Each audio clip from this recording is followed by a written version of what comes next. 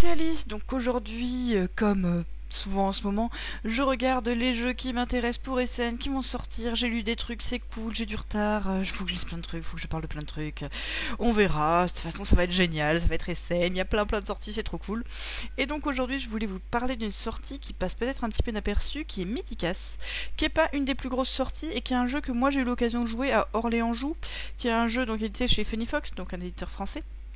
Euh, à base de pose d'ouvriers avec quelques twists assez mignons. On n'est pas sur un gros format, on est plutôt sur un format intermédiaire, disons.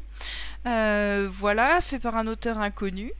Et c'était vraiment plutôt chouette. Donc il y a les règles en français qui sont disponibles sur Board Game Geek, mais je vais montrer la photo que j'ai faite moi toute seule comme une grande, ou peut-être d'abord montrer comment, en gros, à quoi ça ressemble.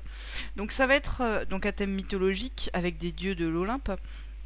On va avoir comme ça un plateau sur lequel on va mener nos actions avec chacun un pion qui va se déplacer à chaque coup pour aller construire nos bâtiments sur la montagne donc de l'Olympe plus ou moins, je sais plus, j'ai oublié. Niveau 1, 2, 3 ou 4 et pour ça on va produire des cubes qui vont être sur notre plateau et qu'on va devoir déplacer vers les étages supérieurs. Le tout va y avoir un enchaînement d'actions, on va pouvoir avoir la possibilité de suivre les actions des autres mais au prix de dépenser un jeton dans le bon timing pour essayer de faire les choses comme ça nous intéresse. Voilà en très bref. Hop. Maintenant, si je viens un peu plus comme ça là-dessus. Ouais. Alors, je vais agrandir un peu. Donc, dans le jeu, à chaque tour, donc au début, chacun va se poser sur une case de ce plateau-là, faire l'action qu'il y a sur la case, puis quand revient notre tour, on déplace notre pion vers une case disponible.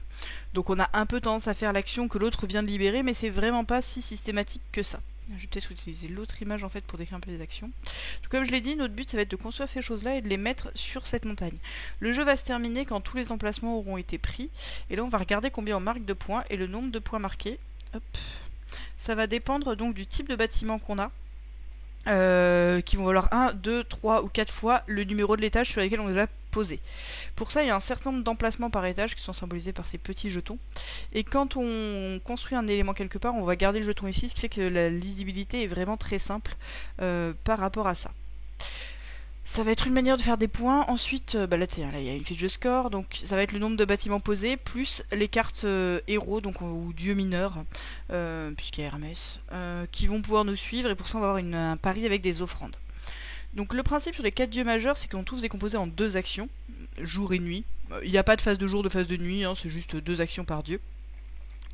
Et à chaque fois qu'on va se poser sur cette action, sur un dieu, on va réaliser l'action. Par exemple, l'action de Zeus de jour, c'est chacune de nos maisons. Donc les maisons de production, les petites maisons et les grandes maisons, produisent des cubes sur leur étage.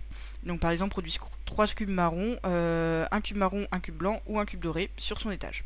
Si on a une maison niveau 1, elles arrivent niveau 1. Si par contre on a des maisons niveau 2, elles arrivent niveau 2. Plus tard, on va pouvoir déplacer ces cubes pour les faire monter. Et le but, ça va être évidemment de construire des bâtiments le plus haut possible. On va tout de suite parler du coup de l'action là. L'action là, c'est monter 2 cubes. On va avoir des actions pour récupérer des jarres comme ça d'offrandes qu'on va pouvoir offrir pour gagner les cartes dieux dont je vous parlais tout à l'heure. On va ici avoir une production fixe qui va nous permettre de faire pas mal de cubes, mais forcément niveau 1, forcément une seule fois. Donc ici c'est pour gagner des amphores à offrir en fonction du nombre de temples qu'on a posés. Là, on va récupérer un de ces jetons dieux qui vont être une faveur des dieux, ça va être pas mal important, je vais en parler. Et là, c'est 2 actions de construction. Donc pour construire un bâtiment sur un étage, par exemple, si je veux construire un grand bâtiment de production qui vaut 3 points par étage sur un certain étage, il faut que je dépense 3 briques noires et 3 briques blanches depuis l'étage en question. Donc si je veux construire niveau 3, il faut que ces ressources soient là. Toutes les ressources sont modélisées comme ça sur notre plateau. C'est vraiment côté lisibilité, c'est assez top, je trouve. Maintenant, il y a ces jetons faveurs. Pourquoi il y a ces jetons faveurs? Donc ces jetons faveurs, on peut les récupérer de diverses manières, principalement grâce à l'action de nuit de Neptune. Poséidon, je crois qu'on est plutôt en Grèce. On va pouvoir récupérer un jeton au choix, mais aussi en action mineure de Zeus. C'est quoi ces actions-là? C'est si jamais j'ai un jeton de Zeus et que je mène cette action-là, je peux en plus prendre un jeton faveur. Si jamais j'ai un jeton Arès et que je mène cette action-là, je peux en plus faire 2 montées supplémentaires. Ou cette action-là, je peux reprendre un jeton faveur. Bref, l'action qui est marquée en dessous, si on a le bonus, le jeton, on va pouvoir la faire en plus de notre action. Et dans ce cas, on ne dépense pas le jeton. Mais une autre manière d'utiliser le jeton, c'est par exemple, là, il y a un joueur qui vient de se placer donc, sur le dieu vert. J'ai oublié qui c'était. Je peux, peut-être Déméter. Je peux jeter un jeton comme ça pour aller faire la même action que lui et le suivre, mais dans ce cas je dépense le jeton. Donc il y a un peu cet équilibre d'aller faire des actions quand les autres jouent en se défaussant de nos jetons qui me permettent d'améliorer nos jetons, et ce qui est vraiment plutôt malin dans le timing de quand est-ce que c'est intéressant de le faire en fonction de si c'est le joueur juste avant moi, je sais qu'au prochain coup je pourrais prendre cette action là, de l'urgence par rapport à notre timing, de plein de choses, et du stock de pions. Parce que donc nous on a joué à 4, je sais pas si c'est pareil à moins de joueurs, mais à 4 il y a 4 jetons de chaque, et si jamais il n'y a plus de jetons dans une pile, au moment où on veut en prendre cette pile, on peut aller le piquer chez quelqu'un d'autre. Du coup, il y a quand même un encouragement à les dépenser si tout le monde commence à les faire. Voilà, en plus de donner des actions intéressantes. Donc moi j'ai vraiment bien aimé ce timing de... sur les jeux, de comment les choses se passent. J'ai trouvé ça pas mal du tout, en pas grand chose la partie. Je pense qu'elle a duré 1 heure, peut-être un peu plus, 1 heure et demie peut-être.